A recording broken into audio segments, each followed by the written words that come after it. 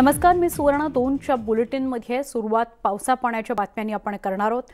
नागपूरला पावसाने झोडपून काढलेला आहे। मुसळधार पाऊस नागपुरामध्ये बरसतो आहे।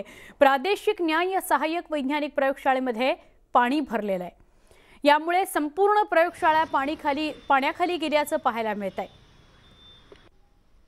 नमुने देण्याकरता किंवा नमुना अहवाल घेण्याकरता येणाऱ्या पोलीस कर्मचाऱ्यांना टेबलच्या सहाय्याने प्रयोगशाळेमध्ये जावं लागतंय। काही तासांच्या मुसळधार पावसानंतर हे असं चित्र नागपूरमध्ये आपण बघतो आहोत।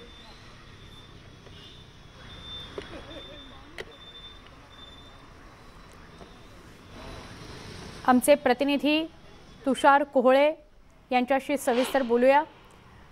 तुषार, नागपुरातली सध्याची काय परिस्थिती आहे? प्रयोगशाळेच्या परिसरातलं दृश्य तर खरोखर भयावह होतं। पाणी भरलंय सगळं, काय अधिक माहिती?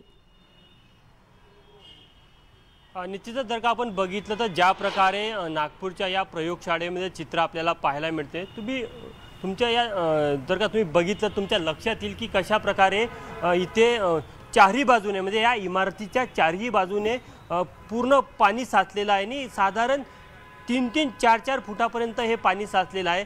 या प्रयोगशाळेमध्ये जे येणारे पोलीस कर्मचारी असेल, ज्यांना इथे अहवाल नमुने घेण्यासाठी किंवा नमुने देण्यासाठी यावं लागतं, ते सगळे या टेबलच्या साहाय्याने इथनं त्यांनी जी एक रस्ता तयार केला त्या रस्त्यावरनं टेबलच्या रस्त्यावरनं चालत यावं लागतं।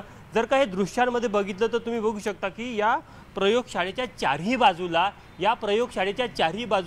ज्या प्रकारे हे पाणी वेढलेलं आहे, त्यामुळे तुम्हाला कल्पना येईल की कशा प्रकारे इथे मुसळधार पावसामुळे ह्या संपूर्ण नागरिकांना, इथल्या कर्मचाऱ्यांना, अधिकाऱ्यांना कसा त्रास होतो। हे बघा, म्हणजे महिला कर्मचारी असेल, इथले अधिकारी असेल, यांना या पाण्यामधनं मार्ग काढण्यासाठी अशा प्रकारे बाकांचा उपयोग करून आतमध्ये जावं लागतं आणि या संपूर्ण इमारतीच्या चारही बाजूला हे चित्र पाहायला मिळतं। म्हणजे तुम्ही का बाजूला देखील बघितलं ना, डाव्या बाजूला, तर बघा की या संपूर्ण इमारतीच्या चारही बाजूला कशा प्रकारे तलावाचं रूप आपल्याला पाहायला मिळत आहे। इथले कर्मचाऱ्यांचे वाहन आहे, पार्किंग आहे, तिथे त्यांनी सकाळला आतमध्ये वाहनं आणू शकले नाही। म्हणजे तुम्ही यावरनं लक्षात येते की मागच्या काही तासामध्ये जो मुसळधार पाऊस इथे झाला, त्यामध्ये कशा प्रकारचं चित्र नागपूरच्या या आपल्याला न्याय सहाय्यक वैज्ञानिक प्रयोगशाळेमध्ये पाहायला मिळतं। म्हणजे मुख्यद्वारामधनं तर तुम्ही आतमध्ये याल ना, तर आतमध्ये तुम्हाला या पाण्यातनं मार्ग काढावा लागतो किंवा इथे जे बाकं ठेवले त्या बाकातनं आतमध्ये यावं लागतं। आणि या इमारतीच्या चारही बाजूला हीच परिस्थिती आहे। चारही बाजूला साधारण 4-4 फुटांपर्यंत पाणी आपल्याला पाहायला मिळत आहे। आणि महत्त्वाची गोष्ट की इथे जे ड्रेनेज सिस्टीम आहे ही ब्लॉक झालेली आहे, त्यामुळे दरवर्षी किंवा जेव्हा पाऊस आला तेव्हा अशाच प्रकारे इथे पाणी साचतं आणि पुढची 2 ते 3 दिवस हे पाणी इथे असंच राहणार आहे। त्यामुळे काही तासामध्ये आपण बघितलं की जो मुसळधार पाऊस झाला, त्यामुळे पूर्णपणे नागपूरचं जनजीवन विस्कळीत झालेलं होतं। विमानतळाच्या समोर आपण चित्र बघितलं की तिथे जो डॉक्टर हेडगेवार चौक होता, तिथे देखील मोठ्या प्रमाणात पाणी साचलं। त्यामुळे विमानतळावरनं बाहेर येणाऱ्या प्रवाशांना बाहेर येत नव्हतं किंवा आतमध्ये जाणाऱ्यांना आतमध्ये जाता नव्हतं। तर इथे देखील वेगवेगळ्या भागामध्ये आपल्याला चित्र पाहायला मिळतं।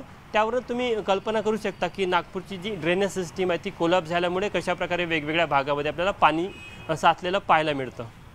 नक्की, धन्यवाद तुषार ही माहिती दिल्याबद्दल। पण नागपुरातल्या वेगवेगळ्या भागात, म्हणजे फक्त या प्रयोगशाळेच्या परिसरामध्ये नव्हे तर वेगवेगळ्या भागामध्ये आपल्याला मुसळधार पाऊस पडलेला आणि त्यामुळे पाणी साचलेलं दिसून